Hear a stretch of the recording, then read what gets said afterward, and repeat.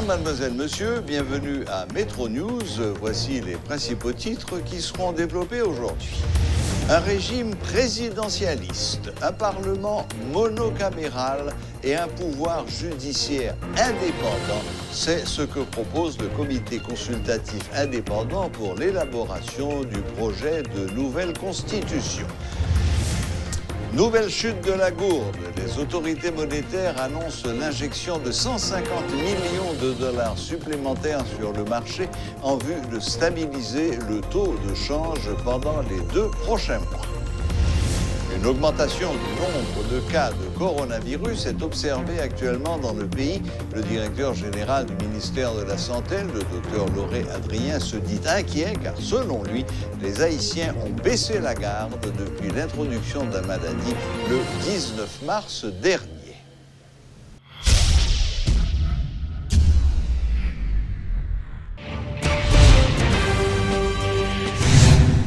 Un régime présidentialiste, un parlement monocaméral et un pouvoir judiciaire indépendant, ce sont les principaux sujets qui font débat entre les membres du comité consultatif pour la nouvelle constitution et les acteurs issus de différents secteurs de la vie nationale. Pour la deuxième fois en 8 jours, le comité affirme que les travaux vont bon train et que l'avant-projet sera prêt début janvier 2021, puis remis à qui de droit en vue d'une analyse subjective. Les questions relatives à la gouvernance administrative, l'exercice des droits fondamentaux, de la citoyenneté et de la souveraineté, le renforcement des partis politiques, l'intégration de la diaspora seront abordés cette semaine avec des experts, rapporte le professeur Louis Naud-Pierre. Suivez ce reportage de Rudolphe Pierre-Louis. Après une quinzaine de rencontres entre les acteurs concernés et les membres du comité, il est convenu que dans la nouvelle constitution, le pays adoptera un régime présidentialiste totalement à l'opposé de l'ancien. Le professeur Louis Naud-Pierre est membre du comité. Présidentialiste, on va passer dans le régime présidentialiste pur, côté que le président qui fait campagne, qui fait un engagement devant la population qui vote, et qu'il est capable de rendre compte devant la population et parmi encore l'image. C'est tendance ça qui dégage. Tout le monde d'accord à bon président et qui pas seulement là pour observer, mais pour gouverner. Tout le monde d'accord. Et pour diriger. Vice-président ou Premier ministre, l'ajout de la première fonction ou le maintien de la seconde sont actuellement en discussion, souligne le professeur Pierre. Il rappelle toutefois que le processus de désignation d'un Premier ministre facilite les tractations. Un changement serait donc capital. Le problème de désignation, c'est le problème de nomination. Et ce type de nomination qui est objet de chantage, objet de toute forme d'incohérence, qui fait que vous pouvez priver dans le marchandage que le gouvernement désengé, c'est-à-dire que le ministre c'est dit pour faire là, ensuite il peut négocier tout poste de ministre pour être capable de passer pour politique capable de ratifier. Donc, d'après deuxième hypothèse là, si pour changer votre nomination, donc côté que le président est capable de nommer le premier ministre et révoquer l'élevé, donc à ce moment-là, pour déplacer le problème, on va prévoir le marchandage encore. Au niveau du Parlement, le passage du bicaméralisme au monocaméralisme fait également débat. L'élimination du Sénat paraît difficile, concède M. Pierre qui pose cette question. Qu'adviendra-t-il des sénateurs encore en fonction? Le comité reste ouvert aux propositions, a-t-il conclu. Un autre point sur lequel l'accent est mis, c'est le pouvoir judiciaire.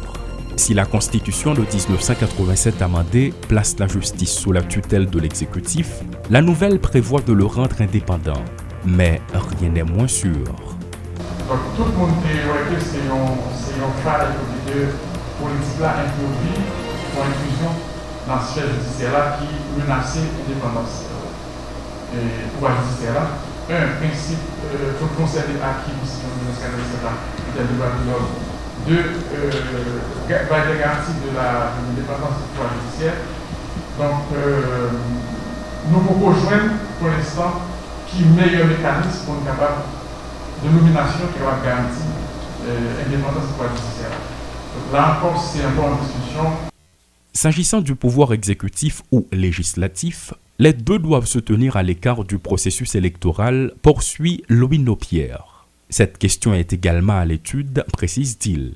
La gouvernance administrative, l'exercice des droits fondamentaux, de la citoyenneté et de la souveraineté, le renforcement des partis politiques, l'intégration de la diaspora, autant de points également sur le tapis. Des séances de travail sont prévues les 16 et 18 décembre prochains. Tour à tour, Louis Nopierre et Mona Jean, respectivement membres du comité. Le 16, nous avons gagné sous le système électoral là, nous avons des experts qui passent déjà, nous avons réinvité et l'autre expert qui est intervenu sur d'autres sujets connexes, nous avons mis ensemble pour faire un dialogue. Donc le 18, nous avons gagné une grande audition sur les questions économiques et sociales. Donc tout ça, c'est des questions, ce n'est pas nous poser, c'est nous qui posons à travers des recommandations. Et nous-mêmes, comme un mandat, c'est préserver les acquis démocratiques, nous obligés de nous devons tenir compte de nous. Les travaux vont bon train selon les membres du comité consultatif indépendant pour l'élaboration du projet de la nouvelle constitution. C'est devenu un rendez-vous hebdomadaire, ont-ils affirmé, de tenir informés les membres de la population de l'état d'avancement de ce projet. Toutefois, certaines questions préoccupent encore les esprits, notamment quel niveau faut-il avoir pour occuper un poste important dans le pays, comment rendre le pouvoir judiciaire indépendant, la question de décharge, la peine de mort, la peine des travaux forcés, entre autres, alors que le comité doit procéder à la distribution de l'avant-projet au début du mois de janvier 2021 prochain. La question, est-ce que le temps imparti sera suffisant? Un autre aspect qui fait débat dans la capitale, c'est le coût des membres du comité et des travaux. Paul Léel et Rudolf Pierre-Louis pour Télémétropole.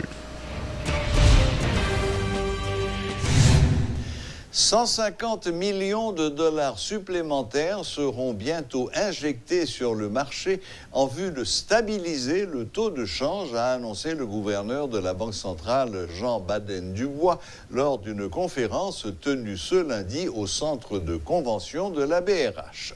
Parallèlement, le ministre de l'Économie, Michel-Patrick Boisvert, a confirmé l'adoption de 2 mesures au niveau du gouvernement pour permettre à l'appareil étatique de dépenser selon ses moyens. Le ministre Boisvert et le gouverneur Dubois font appel à la clairvoyance des acteurs et opérateurs économiques pour permettre une stabilité à long terme sur le marché financier.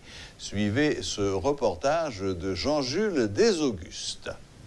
Le ministère de l'Économie et des Finances se montre préoccupé par l'instabilité du taux de change de la gourde. Selon Michel-Patrick Boisvert, le gouvernement veut instruire par l'exemple.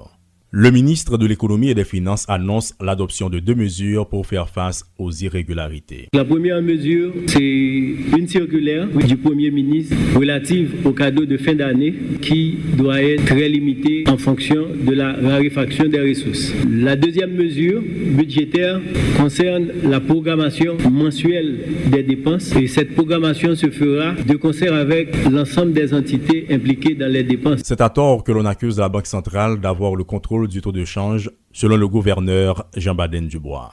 Ce taux est la résultante de plusieurs facteurs, notamment la situation macroéconomique, la balance des paiements, les déficits budgétaires que connaît le pays, l'environnement politique et ce que le gouverneur appelle le désordre sur le marché. Jean Baden-Dubois fait une annonce importante pour éviter le pire et remettre les pendules à l'heure. La Banque centrale a intervenu dans les 2 prochains mois jusqu'à concurrence de 150 millions de dollars. Cependant, ce n'est pas comme pour moun à le thésauriser, ce n'est pas comme pour moun à le serrer relier. C'est pour les besoins effectifs. Ça veut dire qui ça?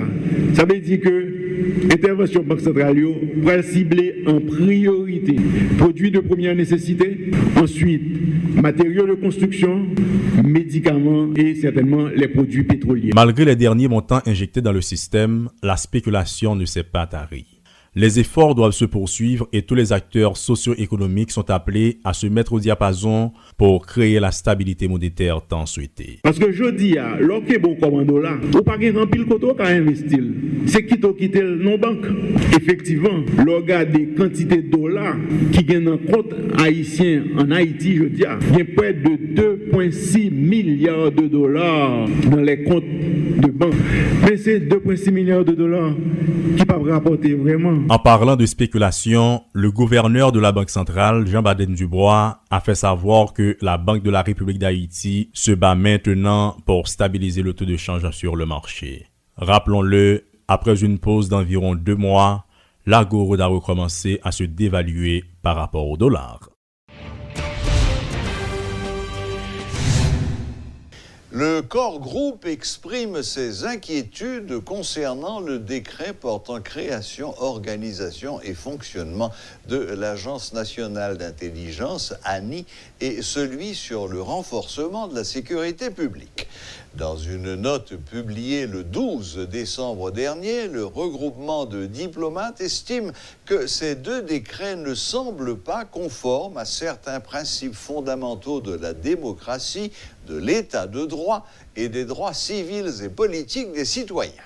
Le corps groupe souligne que les agents de l'ANI ont une quasi-immunité juridique et que le décret sur le renforcement de la sécurité publique étend la qualification d'actes terroristes à certains faits qui n'en relèvent nullement et prévoit des peines particulièrement lourdes de 30 à 50 ans de prison. Il souligne également l'importance de rétablir un Parlement élu par l'organisation des élections législatives au plus vite, c'est-à-dire dès que les conditions d'un scrutin démocratique seront remplies.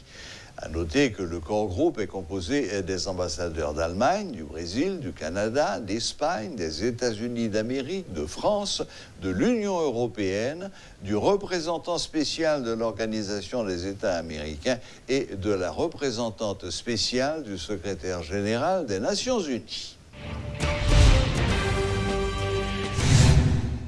Le colonel Himmler Rébu renouvelle ses critiques envers la nouvelle Agence nationale d'intelligence qui, selon lui, ne peut avoir d'existence puisqu'elle n'est pas prévue par la Constitution. Toutefois, cette position ne l'empêche pas de s'élever contre le récent communiqué du corps groupe qui a exprimé son inquiétude pendant le week-end suite à la création de cette nouvelle structure de renseignement. Suivez la réaction de l'ancien colonel Rébu, qui était l'invité ce lundi à la rubrique Le Point. La première chose qu'il faut dire, l'existence de l'institution est normale. L'anomalie, c'est que l'IPAT là déjà. Les fonctions là, colonel. Mais c'est ça, Mabjo. Quel monde qui a discuté quand il n'y a pas doué créer l'agence, quand il y a son bagage anormal. Ça qui est anormal là, c'est qu'il ne peut pas exister. Il est fait pour l'exister. Point. Maintenant, comment on peut l'existence? Là, je prends le texte là.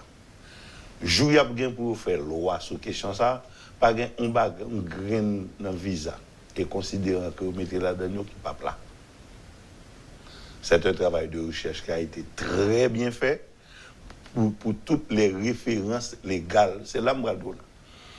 Maintenant, je continue de voir très mal une entité qui va gérer, fonctionner, qui va gérer sur les tableaux de l'armée, de la police, qui sont 2 entités prévues par la Constitution, et lui-même, lui sortit de nulle part. Deuxième anomalie, à mon sens, moi, je vois difficilement comment ils mettent sous la responsabilité du ministre de l'Intérieur. Que fait-on de celle du ministre de la Défense? Ça, ce sont des anomalies. Ça n'a pas de fait pour le comme ça. Donc, on ne peut pas discuter de ça. Maintenant, l'erreur, d'après moi, qui a été faite, c'est qu'au niveau du Conseil national de sécurité, il y a plusieurs ministres qui font pour siéger là-dedans, notamment le ministre de la Défense, le ministre de l'Intérieur, justement, le ministre de l'Agriculture, par exemple. Tout ceci où vous auriez dû avoir d'abord le Conseil national de sécurité, qui tombe sous responsabilité directe président de la République là. Et maintenant, les agences, par exemple, la direction de la sécurité intérieure de l'État, qui tombe sous compte ministre de l'Intérieur, la direction de la sécurité extérieure, qui tombe sous compte ministre de la Défense, non?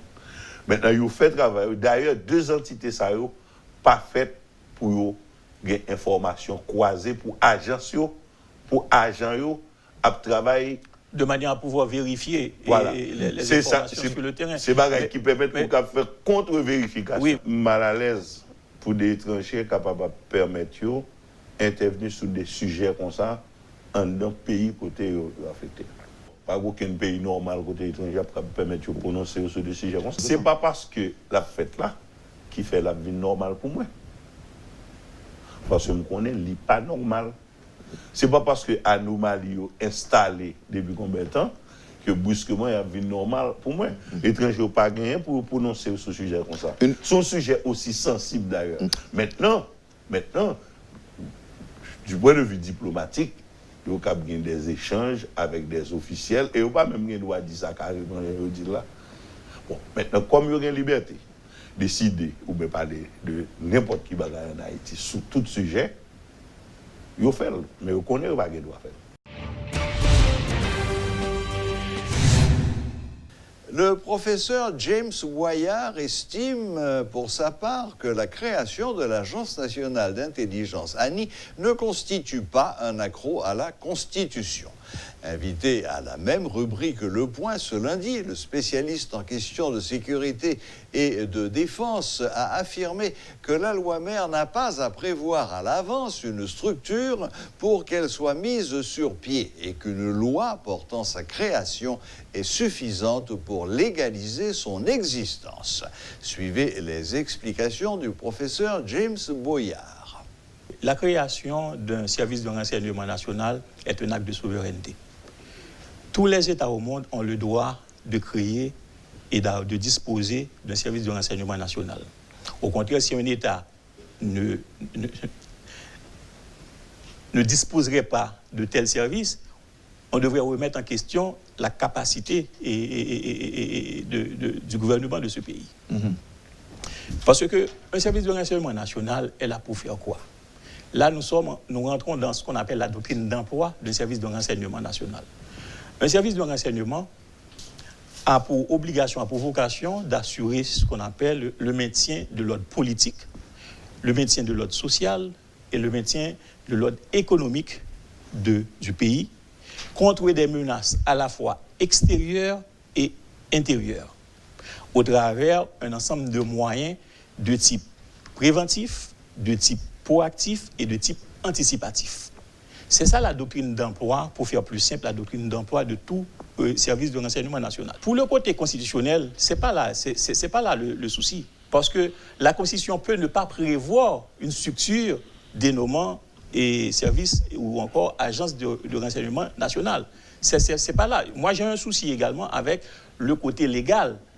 Mais le fait de créer une agence de renseignement national n'est pas un accroc à la Constitution. Il suffit d'avoir une loi et portant création de telles structures. La création de l'agence ne fait pas accroc à la Constitution parce que la Constitution n'avait pas prévu l'agence. La Constitution du pays n'a pas besoin de prévoir une telle structure parce que la Constitution américaine ne prévoit pas la création de la CIA. Donc, une Constitution n'a pas besoin de prévoir à l'avance la création d'une telle structure pour que cette structure puisse être créée par d'autres instruments législatifs ou normatifs. Notre invité de ce soir, en visioconférence, est M. Guichard Doré, conseiller du président de la République. Bonsoir, Guichard Doré. Bonsoir Serge et bonsoir à tous les téléspectateurs de Lac Métropole. Voilà, Monsieur Doré, depuis la création par décret de l'Agence nationale d'intelligence, ANI, les polémiques n'ont pas cessé. Alors nous allons commencer par le commencement. Quelle différence y a-t-il entre une agence d'intelligence et une agence de renseignement? Bon, ça c'est une question d'école. Et normalement, les gens qui évoluent dans le monde anglo-saxon font référence généralement au service d'intelligence. Et dans le monde francophone, on fait référence au service de renseignement. Mais ce qui est très important, c'est que les informations collectées doivent être traitées et à ce moment-là, ça doit être utile. Et dans le cas du service de renseignement ou du service d'intelligence, ça dépend quelle école de pensée. À ce moment-là, ça va être utile pour contribuer à la sécurité nationale, protéger les institutions publiques et protéger les libertés publiques. Oui, donc si je vous ai bien compris, l'ANI, c'est un service de renseignement. C'est un service de renseignement qui a été établi par les textes. Parce que tout ce qui est dans les textes, c'est un service de renseignement. D'accord, parce qu'il y a certaines personnes qui ont voulu introduire une différence entre le service d'intelligence et le service de renseignement en essayant de faire croire que le service d'intelligence avait le monde entier comme champ d'action, etc. Donc c'est au bas colossal. Et évidemment, ça nous avait posé problème. Le monde de renseignement, ça dépend des pays. Il y a la sécurité intérieure et la sécurité extérieure. Comme aux États-Unis, la différence entre le FBI et la CIA. Oui, c'est les pays qui ont les moyens. Mais il y a des pays qui visionnent les deux. Par exemple, aux États-Unis, il y a au moins 1129 agences de renseignement à l'intérieur des États-Unis. 1129. Alors que il y en a, on connaît généralement, c'est IA qui évolue à l'extérieur. Par exemple, en Israël, il y en a 2. C'est pertinemment, c'est très puissant. En Europe, par exemple, en France, à l'intérieur du pays, il y a au moins 6 agences de renseignement. Il y a une qui travaille à l'extérieur. C'est la direction centrale du directeur général de la sécurité extérieure. Oui, mais la DGSE, oui. Qui est à l'interne. Voilà. Ça contient les spécifiques des autres structures, que c'est la police, la gendarmerie, l'armée et les services de l'administration. C'est ça. Donc, en fait, vous avez réussi à créer par décret une véritable agence de renseignement dont, comme vous venez de le dire, le champ d'action sera ici pour la sécurité intérieure d'Haïti. Non, ce texte, tel qu'il a été formulé dans le décret, en passant, le texte était au Parlement depuis des années. Parce que les gens pensent comme ça, les textes étaient au Parlement, pas plus que hier, il y a un sénateur, il y a beaucoup de sénateurs qui ont fait des propositions, des textes renseignements, parce que c'est une nécessité. Mais les textes, comme il est dit dans le décret, les textes, l'agence travaille à la sécurité intérieure et extérieure d'Haïti. C'est-à-dire l'agence a les deux missions, et de contribuer à la sécurité intérieure et contribuer à la sécurité extérieure. Parce que tout ce qui se fait l'agence, c'est contribuer au renforcement de la sécurité nationale. D'accord. Très bien. Bon, alors, maintenant, rentrons un petit peu plus dans les détails. Combien de membres cette agence va compter in fine? On ne sait pas encore, ça dépend des besoins et quand on va nommer les responsables. Et parce qu'il faut présenter la structure, il y a une direction générale qui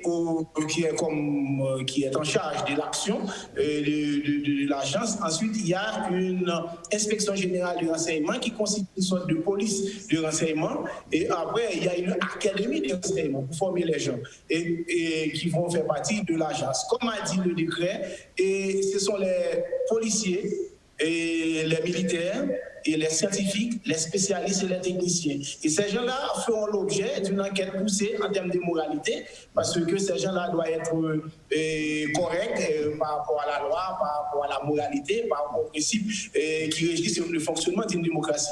Ce n'est pas un corps comme les autres qu'on a eu dans le passé. C'est une agence qui est là pour accompagner l'État au renforcement de la sécurité nationale et la protection des libertés publiques. Ça, c'est fondamental. Parce qu'on sait pertinemment, si on n'a pas les informations, on ne peut pas protéger les citoyens. La Constitution donne des droits et des libertés aux citoyens, mais l'État doit accompagner ses citoyens dans la sécurité pour que les citoyens puissent exercer ces droits librement dans le pays. Parce qu'on voit une des libertés publiques qu'on perd depuis quelques temps, et il y a certains que des villes de province ou bien certains lieux du territoire, même si la personne essaie d'aller, mais elle a beaucoup de crainte pour se rendre dans ces lieux-là. Pourquoi? C'est parce que depuis des années, l'agence de renseignement est désorganisée. Une démocratie qui veut se faire respecter doit avoir l'information sur ce territoire. D'où l'agence doit veiller tout ce qui fait sur le territoire, sur la surveillance du territoire, tout ce qui est fait en termes qui nuit au bon fonctionnement des institutions de la République, qui nuit également à la liberté publique. Parce qu'on doit protéger les citoyens ont des droits démocratiques, l'État doit protéger ces droits. Aujourd'hui, ce qu'on a, et même si l'État ici ne viole pas les droits des citoyens, mais il y a d'autres groupes qui violent les droits et l'État est incapable de protéger ces droits. Donc c'est pourquoi que c'est très important que la sécurité nationale, dans tous les pays du monde, il y a les services de renseignement. Non pas pour persécuter les citoyens, c'est pas ça son but, et l'agence n'a pas ses droits, mais c'est protéger les citoyens. C'est ça.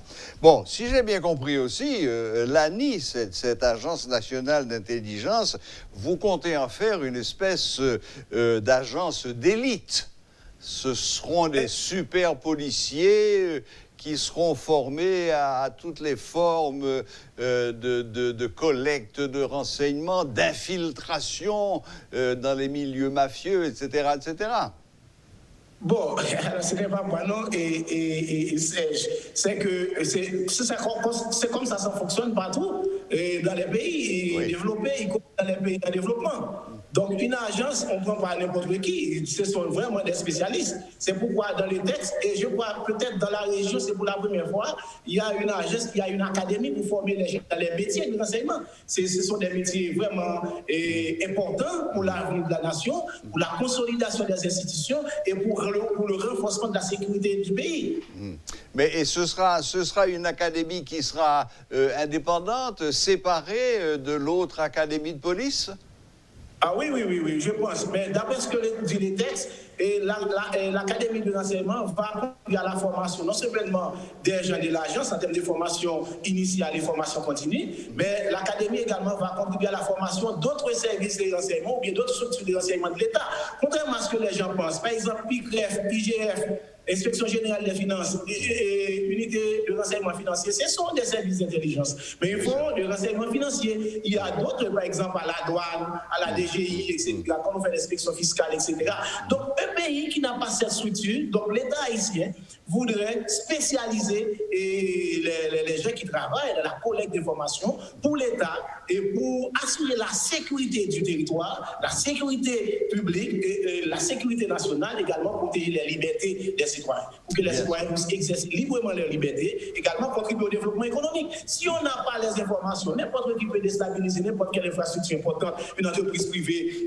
C'est pas le texte, il dit que l'agence va contribuer également au renforcement des fondamentaux de l'économie, les appareils économiques de l'État, les appareils économiques de la nation globalement, qu'elles soient publiques ou privées. Il faut éviter que d'autres groupes viennent nuire au bon fonctionnement de nos entreprises, d'autres groupes viennent nuire au bon fonctionnement de nos industries, d'autres groupes viennent nuire au bon fonctionnement de la société, de la paix sociale. Parce qu'on est dans un monde qui est plus ou moins bouleversé, et ce monde-là, on a intérêt que pour protéger la nation, l'État, dans tous les pays, en République dominicaine, il y a le DNI, le département national d'intelligence. Bon, tous les pays, il y a ça. Je vois que c'est une importance, cette question-là. Probablement, il y a d'autres questions le gouvernement a déjà dit qu'il est ouvert pour corriger ce qui mérite d'être corrigé. Mais le pays a besoin d'une agence pour collecter et traiter les informations intéressant la sécurité nationale. Maintenant, allons encore un petit peu plus loin, Monsieur Guichard-Doré. Dans combien de temps estimez-vous que cette agence nationale d'intelligence sera fonctionnelle? Ça dépend des autorités, mais je pense que la nécessité de la sécurité nationale se fait sentir. Et on voit, il y a des gangs un peu partout qui sont lourdement armés sur les territoires. Il y a des cas de kidnapping, les parents ne peuvent pas envoyer les enfants à l'école avec une certaine quiétude d'esprit. Il y a certains lieux de territoire qui sont contrôlés par les groupes armés. Écoutez, les gens qui sont dans ces quartiers-là, les bandits les prennent comme des boucliers humains qui empêchent à la police de faire son travail. Donc on a, comme vous l'avez dit, il faut collecter les informations, fait des infiltrations dans ce travail de services d'intelligence, pas pour nuire les citoyens. Au contraire, c'est pour permettre aux citoyens d'exercer les libertés publiques qui sont garanties par la Constitution, les droits fondamentaux imprescriptibles et inaliénables à la personne. Donc, j'ai toujours dit, depuis des 100 ans, que ce soit les sociologues, les philosophes, les politologues ou les juristes, il y a toujours un équilibre efficace à rechercher entre liberté et sécurité. On sait pertinemment la sécurité est importante, mais on a besoin de la sécurité pour permettre aux libertés publiques pour que les citoyens puissent s'exercer ou bien jouir de la liberté publique. Si on n'a pas la sécurité, les libertés publiques, les citoyens auront des difficultés à les exercer, bien à les bénéficier. Donc, dans le sens là que l'État, depuis plus que 35 ans, on voit que le pays a des épisodes d'insécurité de plus en plus aggravés. Donc, c'est pourquoi il est important que l'État haïtien prenne en charge ses responsabilités. Les responsabilités assurées. D'ailleurs, il y a une demande sociale de sécurité dans le pays. Les citoyens demandent que l'État prenne ses responsabilités. Je suis très plus ou moins d'accord que le débat qui est actuellement, c'est pour la première fois depuis plus que 35 ans, il y a un débat sur la sécurité dans le pays. Donc, il revient au gouvernement de faire l'équilibre en tenant compte des critiques justes qui sont faites par rapport aux deux textes pour les corriger, et on dote le pays un instrument pour permettre aux citoyens de vaquer normalement à l'occupation. Parce que le problème qu'il y a aujourd'hui, on est en train d'attaquer à la cohésion nationale. Les groupes armés un peu partout sur les territoires, et les groupes nuisent au bon fonctionnement de la société. On a beaucoup de gens qui sont à l'étranger, qui ont laissé les pays il y a une vingtaine d'années. Ils veulent retourner dans les pays pour investir. Mais quand ils voient le climat de sécurité qu'il y a actuellement, beaucoup de ces gens-là achètent leur maison de retraite en République dominicaine ou au Panama. On perd de l'argent parce que la pareille sécurité de l'État est disloquée depuis quelques années. Moi, je pense que c'est un effort que l'on a déployé par le gouvernement pour doter les pays un instrument important. Maintenant, il y a des outils. Le gouvernement a dit qu'il est ouvert à ces outils pour améliorer les textes. Mais c'est important qu'on dispose d'un outil central pour collecter, analyser les informations intéressant la sécurité nationale.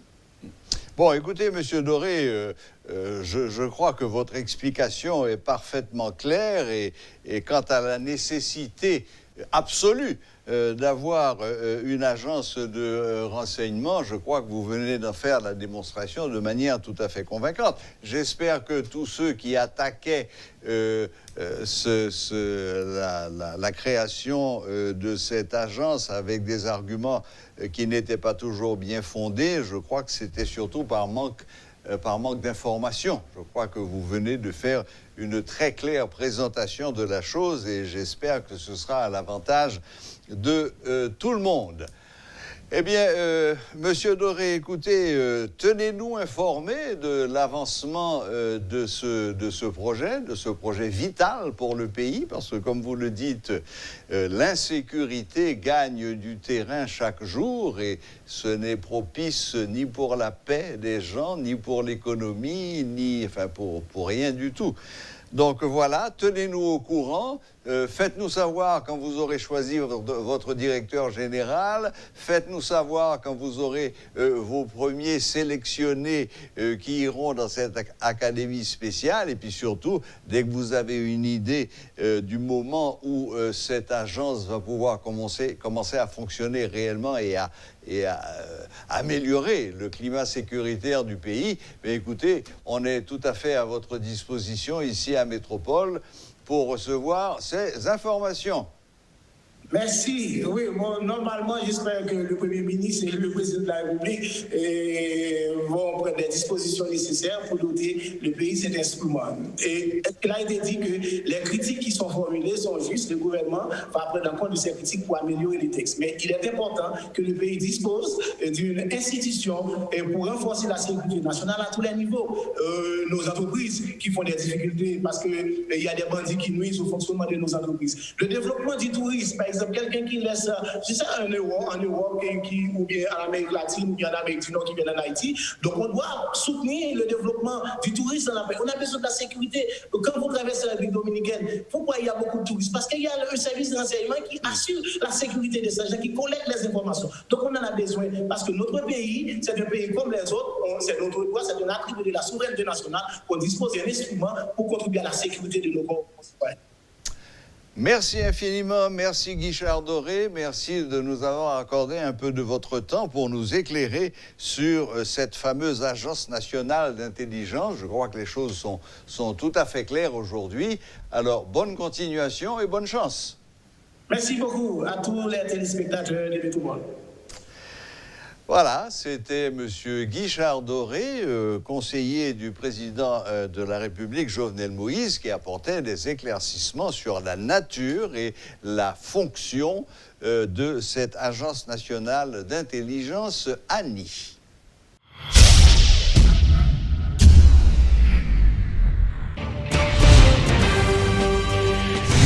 Plusieurs opérations policières ont été menées le week-end dernier dans la zone du village de Dieu. Le porte-parole adjoint de la PNH, l'inspecteur Gary Desrosiers, le confirme et révèle que des arrestations ont été effectuées. Il donne la garantie que la police n'entend pas baisser les bras et va libérer la population de la menace des gangs de ce quartier. Un pacte pour la stabilité, la solidarité sociale et la prospérité économique, c'est ce que propose le Mouvement pour la transformation et la valorisation d'Haïti, MTV Haïti.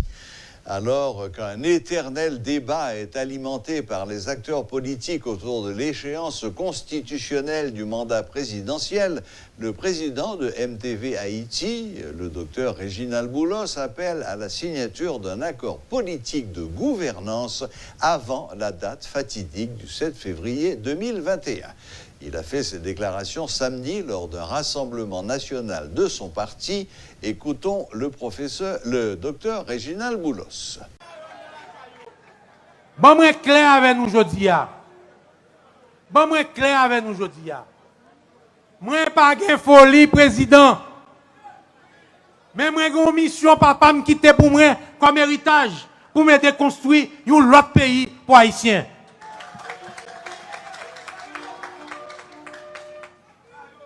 Pour raison ça yo. Pour raison ça yo. Moi pense qu'il faut gagner un gros chita parler. Un gros brasser l'idée en toute force pays. Dans 2 mois 10 jours. Dans 2 mois 10 jours. C'est à 7 février 2021. Qui se date fin mandat président.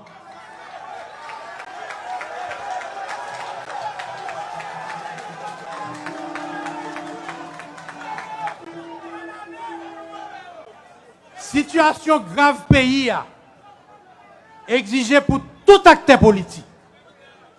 Mettez tête ensemble pour planifier comment le pays a géré pour le retourner sous voie démocratie après 7 février 2021. Nous proposons pour tout acteur chita, tout acteur, sans précondition, 4 G contré, Mantikaba, pour nous jouer ensemble, un accord politique. Un accord politique que MTV relève, le pacte pour la solidarité sociale, la stabilité politique et la prospérité économique. Nous souhaitons tout acteur politique, sans exclusion, chita. À quoi ça doit dire clair qui forme, qui mandat et qui dirait gouvernance qui prend en place après 7 février 2021. Le directeur général du ministère de la Santé, le docteur Lauré Adrien, reconnaît qu'une augmentation du nombre de cas de coronavirus est observée actuellement en Haïti. Il exprime son inquiétude dans la mesure où, dit-il, il a l'impression que depuis l'introduction de la maladie dans le pays, le 19 mars dernier, les Haïtiens ont baissé la garde. Toutefois, il estime qu'un retour au confinement en Haïti n'est pas une option. Selon lui, la vaccination ne sera pas obligatoire, mais il est possible qu'elle soit imposée dans certains cas.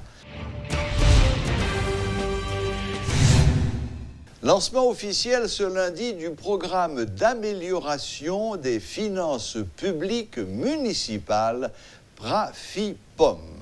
une initiative du ministère de l'Intérieur et des collectivités territoriales qui concerne 6 municipalités, Jacmel, Caille-Jacmel, la vallée de Jacmel, Marigot, Bénin et Côte-de-Fer.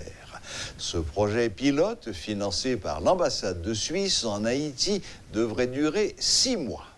J'éprouve un immense plaisir de procéder aujourd'hui au lancement officiel du programme de mobilisation de recettes fiscales dans les communes du Sud-Est.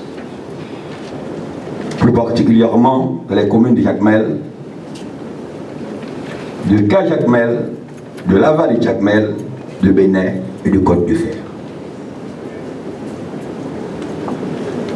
La cérémonie du jour est l'aboutissement de plusieurs mois de travail des cadres de la direction des collectivités territoriales. Ceux des administrations municipales, des communes partenaires, de l'Association des maires du Sud-Est, avec le soutien technique des programmes d'appui à la gouvernance locale, PAGOD, et de renforcement de la gouvernance de l'eau, REGLO, financé par l'ambassade de Suisse en Haïti. Voilà, la boucle est bouclée. Merci de nous rester fidèles. Très bonne semaine à toutes et à tous et à la prochaine. Même heure, même chaîne.